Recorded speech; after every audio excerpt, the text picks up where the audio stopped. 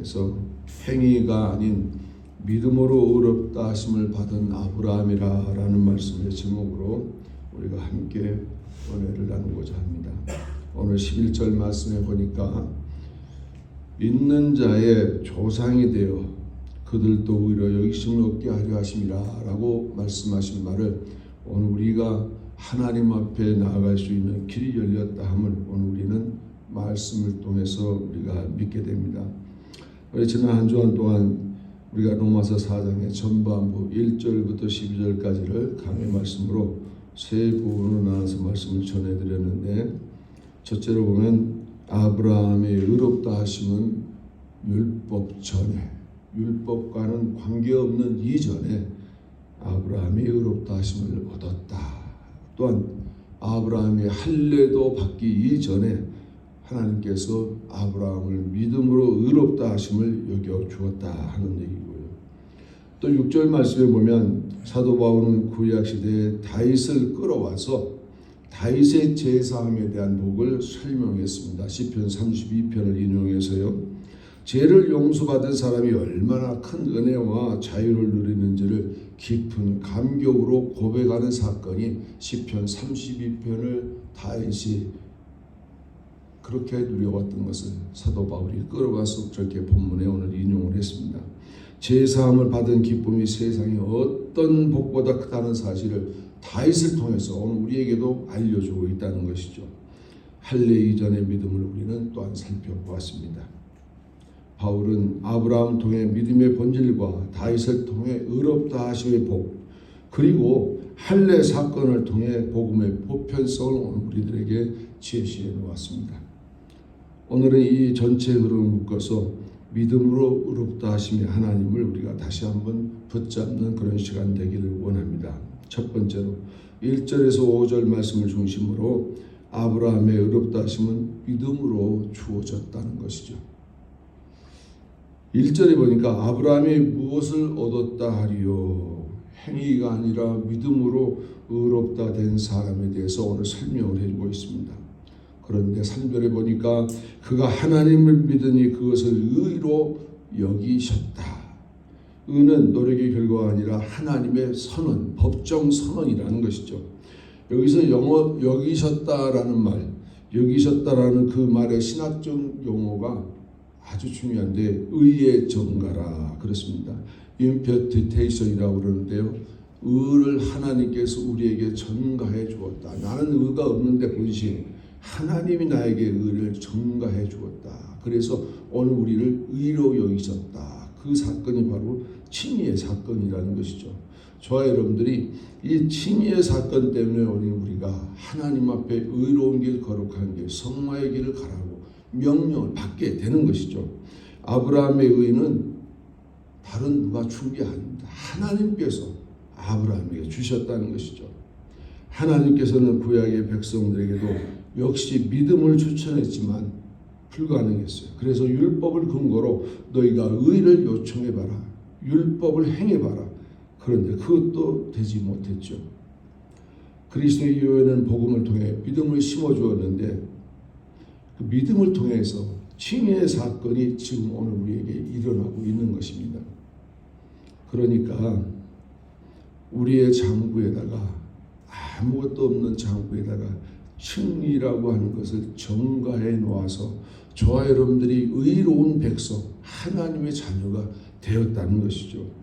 그래서 그리스도의 의를 오늘 우리들에게 입금해 놓았더니 하나님이 나를 보실 때는 죄인으로 보는 것이 아니라 의인으로 나를 보신다 하는 것이죠.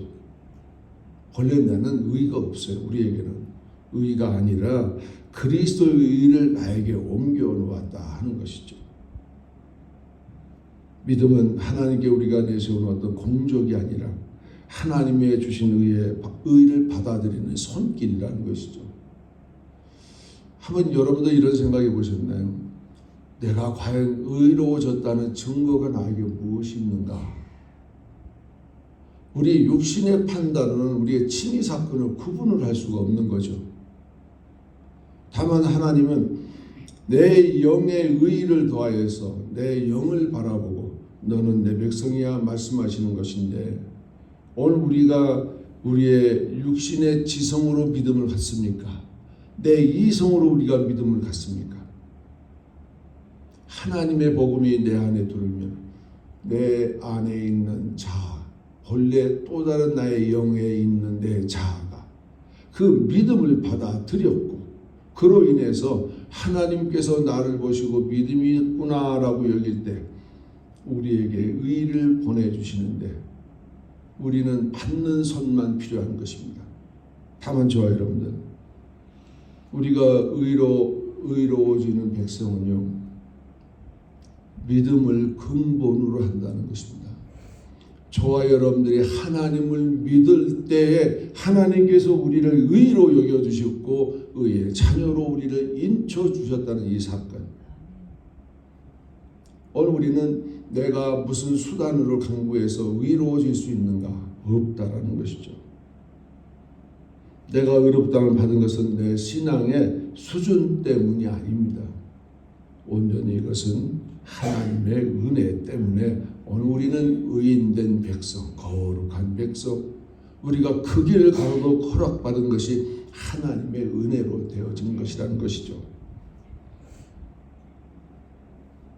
두 번째로 다윗은 의롭다 하심의 복을 노래했습니다. 자기의 죄사함을 받은 것이 얼마나 기뻐했는지요. 오늘 시편 30편 인용해서요. 죄사함의 복을 강조하는데 7절에 불법이 사함을 받고 죄가 가리워짐을 받은 사람은 복이 있다라고 합니다. 우리가 이런 경험은 보통 해볼 수 있을지 모르겠습니다만 감옥소에서 오랫동안 형을 받고 감옥소에 있어야 될 어떤 사람이 어느 아침에 사면장 하나를 건네주고 너는 감옥소에서 나오라. 그럴 때 그 마음의 기쁨이 어떨까요? 사도 바울은 이와 같은 것을 비유를 어디에다 적용했어요? 시편에 다윗의 시편을 읽으면서 그 말씀을 끌어와서 오늘 우리에게 인용합니다. 불법의 사함을 받는다. 우리 인생은요 늘 죄악 속에 가두어져 있다는 것이죠. 그 죄악 속에 가두어져 있는 우리를 하나님께서 우리를 그 죄악을 용서해서 우리를 깨끗게 했다는 그 사실 하나가 얼마나 감격인지 다윗은 시편 32편에 그렇게 고백하고요. 시편 여러 군데에 가서 보면 다윗은 그런 고백을 합니다. 그러므로 다윗은요 죄가 지워지는 것을 경험했고 죄가 덮여지는 것을 경험했어요. 그리고 다시는 죄가 기억되지 않는 그런 복을 그가 누렸다는 것이죠. 그러면 그 죄성이 완전히 뿌리째 뽑아져 없어졌습니까? 그렇지가 않다는 것이죠. 오늘 저와 여러분들이 의로운 백성, 하나님의 자녀, 흰옷 입은 백성이라는데 그러면 내가 거룩해져서 아무 죄악도 없는 의인된 백성으로 예수님처럼 되어 있는가? 그렇지는 않다는 것이죠. 여전히 우리 안에는 불 끓는 죄악들이 내 안에 존재해 있다는 것이죠. 그런데 어떻게 우리를 하나님께서 의로 여겨줄 수 있는가? 예수의 피로 인해서. 우리를 의로 여겨주시고 우리에게 의의 옷 흰옷을 입혀주시고 너는 내 백성이야 말씀하실 때 하나님의 기록에는 나의 모든 죄악의 기록이 사라져버렸다는 것이죠. 하나님께서 우리를 공소할 사건이 하나도 없이 지워져 버렸다는 것이죠. 하나님은 우리를 바라볼 때 죄인으로 보는 것이 아니라 의인된 하나님의 자녀, 백성으로 우리를 보신다는 것이죠. 이것이 놀라운 사실이라는 것이죠. 이것이 우리의 무슨 행위로 노력으로 된 것이냐? 아니라는 것이죠. 칭의는 죄의 형벌이 완전히 사라지는 사건이라는 것이죠. 누구와 나와의 관계에서, 하나님과 나와의 관계에서 나의 죄의 모든 기록을 하나님 다 삭제해버렸다. 하나님이 내 죄를요 다시는 기억지 않게 해서 내 등 뒤로 던져버리셨다. 깊은 바다 속에 집어 넣어버렸다. 하나님께서 나를 여러분들을 보실 때 의인된 백성들은 깨끗한 하나님의 자녀로 바라보신다는 사실 믿으시면 아멘. 오늘 우리가요 얼마나 행위를 강조한 때가 있었습니까? 내가 이걸 해야 하나님께 깨끗한 백성, 의로운 백성, 선한 백성 되지 하면서 우리는 얼마나 행위를 일삼은 적이 있었습니까? 그러나 오늘 로마서에서는 우리의 행위를 강조한 적이 없습니다. 아브라함이 하나님을 믿으니 의로 여기셨다. 오늘 저와 동일하게 아브라함의 믿음의 후손으로 저희를 삼아 주셨다는 것입니다. 그러나 우리의 죄성이 점점 제거되는 과정은요 다른 길이 아니라 성화의 길을 걸어가라. 성령의 열매를 맺어가라. 그런데 문제가 있어요.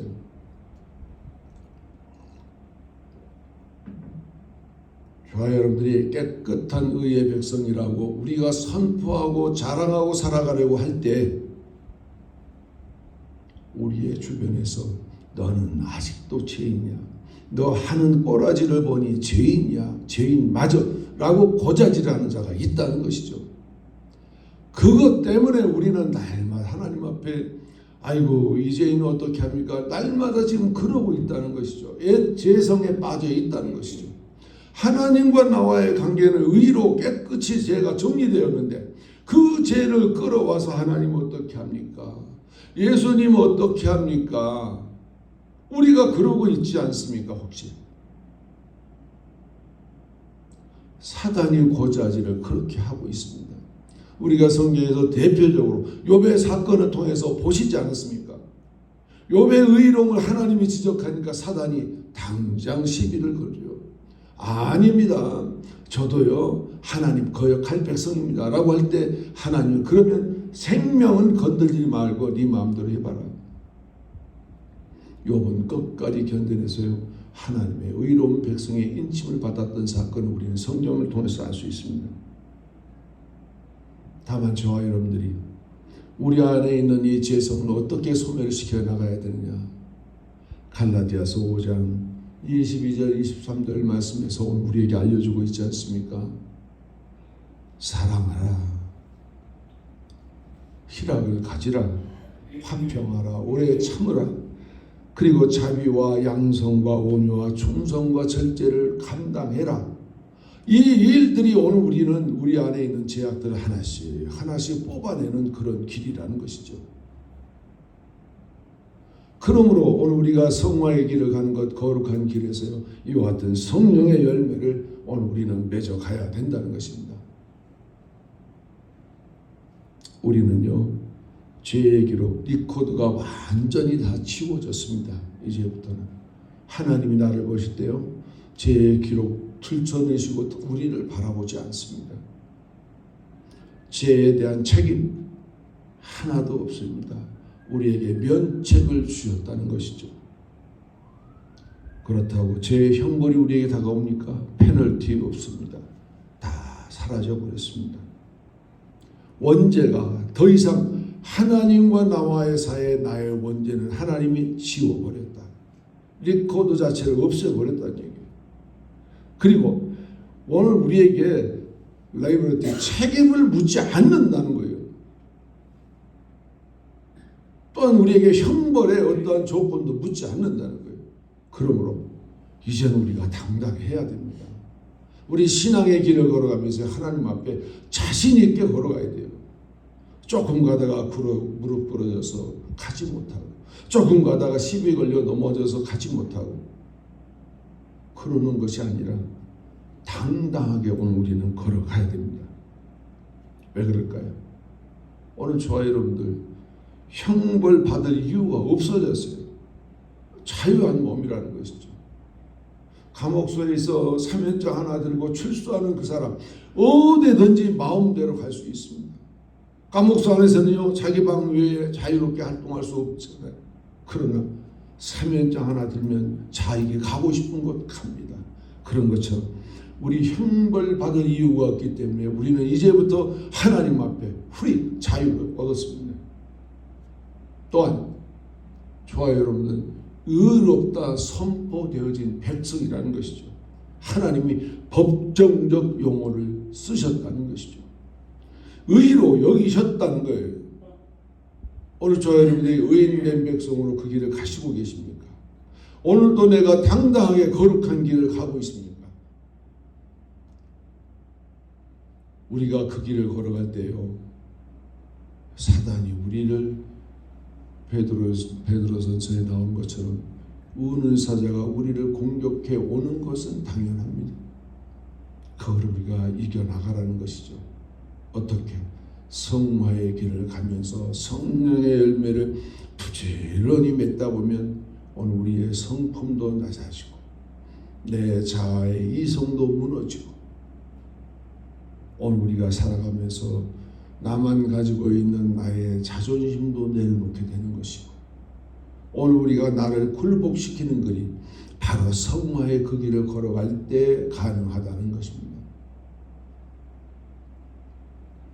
우리는 성화의 가정 속에서 점진적으로 우리가 변화되어 가고 우리 안에 있는 죄성들이 빠져가고 천국 백성의 길을 걸어가면서 오늘 우리가 이 땅에 살아가면서 천국 백성처럼 살아가보라는 것입니다. 그렇게 할 때 천국 백성처럼 살아갔던 그가 하나님 나라에 들어가서 낯설지가 않다는 것이죠. 어떤 사람은 마지막 날에 불시험을 받았더니 자신의 공적이 다 불에 타버리고 없는 겁니다. 겨우 자기 몸만 하나 떨렁 가지고 하나님 나라에 들어갔는데 하나님이 버리시지 않았지만 하나님 보실 때 얼마나 부끄러운 구원입니까? 오늘 우리는 하나님과 나와의 올바른 관계 속에서만 내가 올바른 의를 실천할 때 우리가 끝까지 나의 공적이 사라지지 않고 하나님께 나아갈 줄로 믿습니다. 세 번째로 아브라함은 할례 이전에 의롭다 하심을 받았다라고 9절부터 12절에 오늘 우리에게 말씀해 주고 있습니다.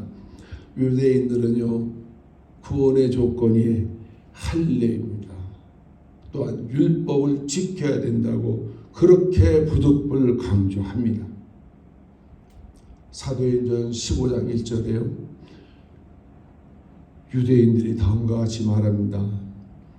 너희가 모세의 법대로 할례를 받지 아니하면 능히 구원을 받지 못하리라 라고 유대인들이요 사도 바울과 바나바를 향하여서요 그 전도한 백성들을 향하여서 나아가서 그렇게 선포합니다.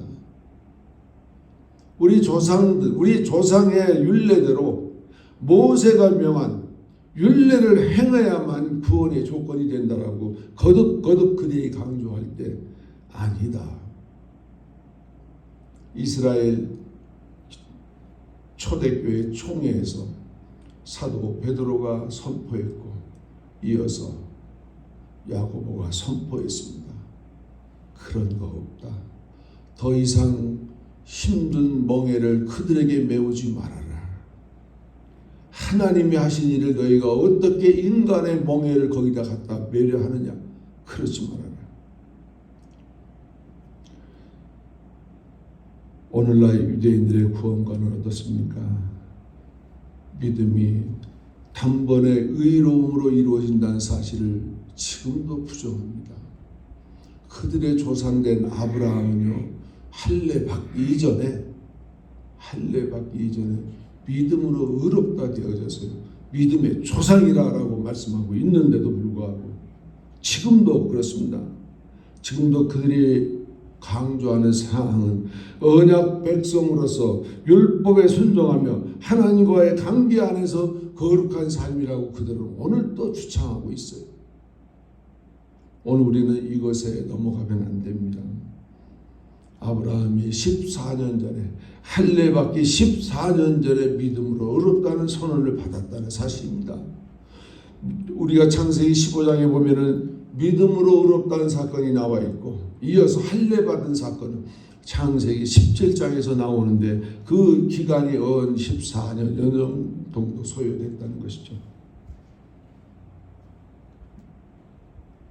창세기 15장 6절에 아브라함이 여호와를 믿으니 여호와께서 이를 그의 의로 여기셨다라고 하는 것이 15장에 나와 있지 않습니까?